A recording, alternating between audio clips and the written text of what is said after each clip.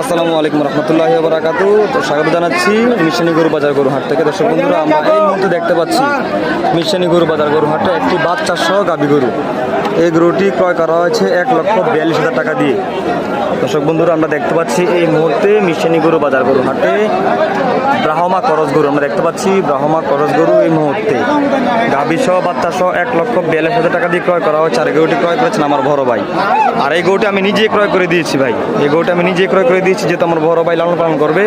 আমি নিজে পছন্দ করে এবং দেখে শুনে একটি গাভী গরু কিনে দিয়েছি। যদিও কিছু টাকা বেশি হয়েছে, আমার থেকে লাগে যে কিছু টাকা বেশি হয়েছে, তারপরে কোনো সমস্যা নাই, কারণ আমার বাচ্চাটা পছন্দ হয়েছে। বাচ্চা সহ গাভীটা মোটামুটি একটা মিল আছে। এই মিলের মাধ্যমে গরুটা কিনে নিয়ে আসলাম, কিনে ক্রয় করলাম আজকে মিশনী গরু বাজার গরু হাটে।